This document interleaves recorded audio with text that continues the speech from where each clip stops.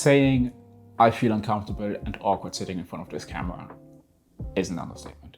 I recently made the decision that I just need to leave my comfort zone and start doing stuff I don't enjoy doing. So number one is opening a YouTube channel. There's loads of ducks literally flying past my window right now. Anyways, first video on YouTube, and saying I feel very awkward doing this is a massive understatement. However, if the last year has taught me anything, it's that doing stuff which feels uncomfortable is just the only way to really do any progress in life. Looking back at where I was at the beginning of last year, you would have seen me sitting in a corporate job, working for Amazon as a consultant, and not necessarily hating my life, but not being happy and not necessarily feeling like I had any meaning or was getting anywhere closer to goals which actually mattered towards me. I started working at Amazon in June of 2022, straight after graduating from uni. I was studying there for 4 years, doing a business degree and spending way too much money, basically, to get a degree, which I didn't end up using. All my family was happy for me. My friends were asking me if I could refer them to work for Amazon as well. So everything seemed to have been going my way. But deep down, I just knew that this isn't how I wanted my life story to be written. I've always had this kind of urge to do things on my own, whether that be launching a business, whether that be freelancing, but just creating something which I could look at and be like, oh, that was me, and just taking pride in doing something like that. So me sitting in a corporate job was just something which took away, I'll call it just the joy of working for me. And I just didn't want that to be my life. There was nothing wrong with the workplace. I know especially Amazon always gets a terrible reputation, but honestly, my experience was amazing. I had loads of great colleagues. Everyone was looking after me. Everyone was helping me get better at my job, especially someone that was a bit insecure about how I sounded, which is very weird being in front of a camera now and just speaking, although to be fair, this still seems very fucking awkward. I was in a good job and I knew that I was in a lucky situation where I didn't actually hate what I was doing.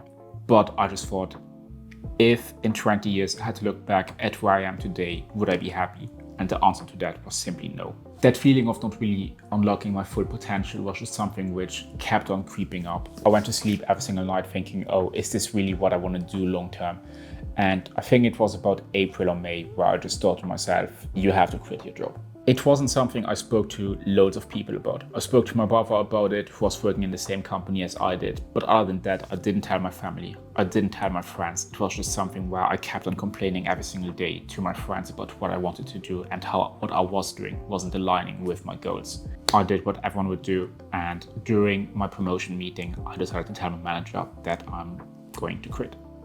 That particular meeting and trying to explain why I decided to quit has easily been the hardest thing I had to do in my life, and even just talking about it today feels very awkward because it feels like you're just throwing away the last 5 years of your life, from going to uni, all the internships, everything you have worked your way towards, and in one sentence just giving it all away and not knowing what the future holds for you. That feeling is something which I can't properly describe, and especially at the time being a 22, 23-year-old, being that young, still having a diploma, still having a good CV, it just made sense to take that risk now rather than in 15 years when you have a family, when you have kids, and there's so much more going on in your life. To give some context on where I was in my photography journey at that point in time, I don't look at anything that I did back then and think, oh, this is amazing. I didn't have any retainer clients and I didn't know how I would pay next month's bills. Everything would be put on a credit card or coming straight out of my savings. And if it wasn't for the credit card, just know I wouldn't be recording this video today. I didn't have the option anymore of just thinking, oh, if I don't make any money freelancing this month, I'm still gonna have my 9 to 5 paying for the bills. All of a sudden it was, Lamin, if you don't make money with your camera, you are broke. I'm not gonna lie to you, there were loads of months where I had to ask my family for money, or where my brother, who I'm living with still till this day, was paying the bills. It wasn't me. I'm not going to act like I did, because I didn't. I knew the odds of becoming a full-time photographer in the combat sports space are pretty slim. And realistically speaking, I don't think it's a job where I can sit here and tell 20 people in the UK that they're going to be able to make a full-time living out of it. I don't think the industry is big enough to make that work. And I was aware of that. And that's why I decided to just get rid of my entire social life, not be in touch with my family as much as I would like to, even till today, and really just give everything towards work. Whether it be trying to build up my personal brand, working for clients, undercharging clients and just taking on more clients just so I know that I have some people paying me. I still feel like that was the only way I could have made it work. I would spend most days literally just on Instagram DMing people, asking them if I could come in and shoot for free, because that was my only way through the door, essentially. I didn't have a massive portfolio as I have today. I didn't have those names where people are going to be like, hey, this is this guy, this is that champion. And then all of a sudden I can just walk into every door and everyone's going to be like, hey, are you that guy? That just wasn't me. But over time of just sending DMs everywhere, getting introduced to more people, I started to really just get the ball rolling. And that feeling of having some momentum, and even though I still wasn't really making any money, if anything, I was barely scratching by. I still was losing money, but at least I saw that the momentum was on my side. I started making more money and I was starting to really be able to pay for something at least.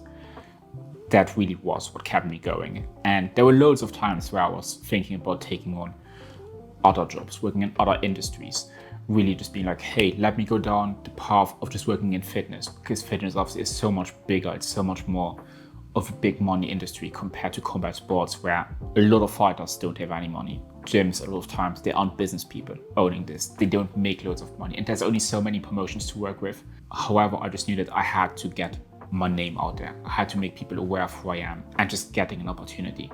Fast forward to today, and it's a bit crazy to me still to think that some of those names back then were looking at me. A guy who had no portfolio, who had no experience in this industry, who had no connections whatsoever.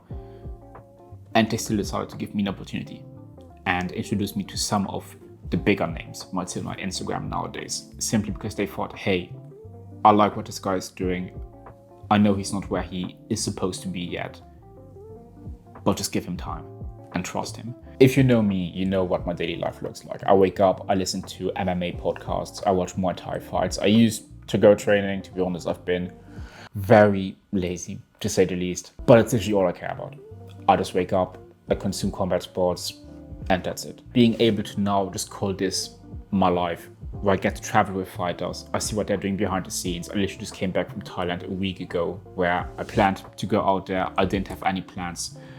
Next thing you know, I'm at RWS and One Championship ringside, and people literally in front of the venue, which is still crazy to me, recognize me, being like, are you that photographer? And I'm like, yes, I am, which is surreal to me.